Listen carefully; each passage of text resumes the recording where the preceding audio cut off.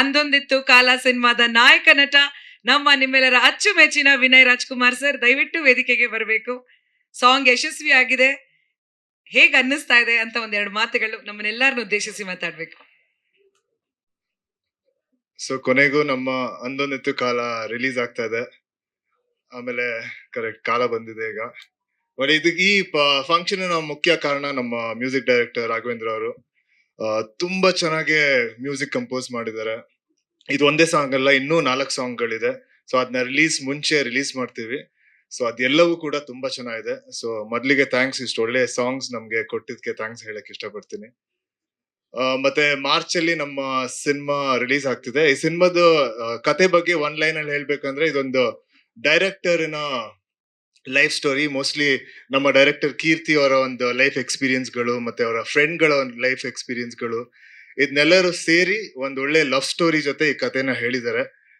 ನಿಮ್ಮೆಲ್ಲರಿಗೂ ತುಂಬಾ ಇಷ್ಟ ಆಗುತ್ತೆ ಅಂತ ನಾನ್ ಅನ್ಕೊಂಡಿದ್ದೀನಿ. ಜೊತೆಗೆ ನಮ್ಮ ಪ್ರೊಡ್ಯೂಸರ್ ಸುರೇಶ್ ಅವರು ತುಂಬಾ ಒಂದು ಪ್ಯಾಷನೆಟ್ ಪ್ರೊಡ್ಯೂಸರು, ತುಂಬಾ ಖುಷಿಯಿಂದ ತುಂಬಾ ಪ್ರೀತಿಯಿಂದ ಈ ಸಿನಿಮಾನ ಪ್ರೊಡ್ಯೂಸ್ ಮಾಡಿದ್ದಾರೆ.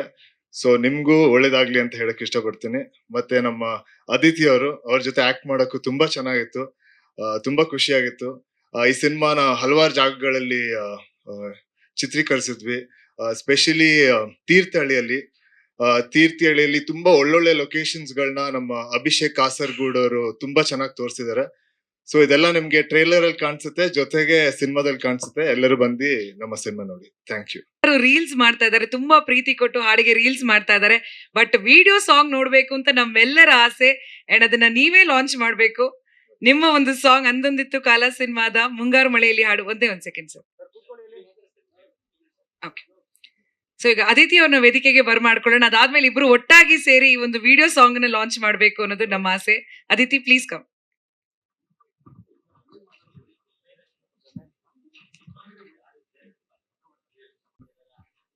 ಇಲ್ಲ, ಎಲ್ಲಾ ಡೈರೆಕ್ಟರ್ ಗಳ ಲೈಫ್ ಕತೆ ಇದು. ಅವರ ಸ್ಟ್ರಗಲ್ಸ್ ಇರ್ಬೋದು, ಅವ್ರ ಒಂದು ಸಿನಿಮಾ ಮಾಡ್ಬೇಕಂದ್ರೆ ಅವ್ರಿಗೆ ಏನ್ ಪ್ಯಾಷನ್ ಇರುತ್ತೆ, ಏನಕ್ಕೆ ಸಿನಿಮಾ ಡೈರೆಕ್ಟರ್ ಆಗಕ್ಕೆ ಅನ್ಕೊಂತಾರೆ. ಸೊ ಎಲ್ಲಾ ಟಾಪಿಕ್ಸ್ ಕವರ್ ಮಾಡ್ತಾರೆ. ನೀವ್ ಸಿನಿಮಾ ನೋಡ್ಬೇಕು. ಡೈರೆಕ್ಟರ್ ಯಾರು ಗರ್ಲ್ ಫ್ರೆಂಡ್ಸ್ ಇರೋದೇ ಇಲ್ವಾ ಸರ್? ಏನ್ ಸರ್ ನೀವು?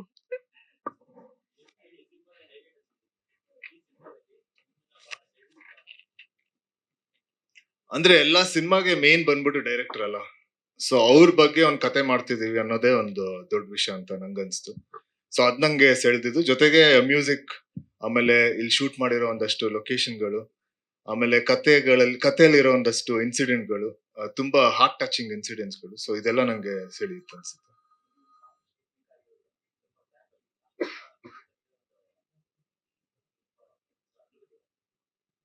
ಅಂದ್ರೆ ತುಂಬಾ ಖುಷಿ ಆಗುತ್ತೆ. ಜನರು ಈ ಸಾಂಗ್ ತುಂಬಾ ರಿಲೇಟ್ ಮಾಡಿದ್ದಾರೆ, ತುಂಬಾ ಇಷ್ಟಪಟ್ಟಿದ್ದಾರೆ. ಆಮೇಲೆ ಸಾಕಷ್ಟು ಜನ ಈ ಸಾಂಗಿನ ರೀಲ್ಸ್ ಗಳು ಮಾಡ್ತಿದ್ದಾರೆ. ಸೊ ಏನೇ ವಿಡಿಯೋ ಬಂದ್ರು ಜೊತೆಗೆ ಈ ಸಾಂಗ್ ನ ಅಟ್ಯಾಚ್ ಮಾಡ್ತಿದ್ದಾರೆ. ಸೊ ಅದ್ ನೋಡಕ್ ತುಂಬಾ ಖುಷಿ ಆಗುತ್ತೆ. ಸಾರಿ, ಇಲ್ಲ, ನಮ್ ತಂದೆ ಮುಂಚೆನೆ ಸಾಂಗ್ ಕೇಳಿದ್ರು, ಅವರೆಲ್ಲರಿಗೂ ತುಂಬಾ ಇಷ್ಟ ಆಯ್ತು. ಎಲ್ರಿಗೂ ನಮಸ್ಕಾರ.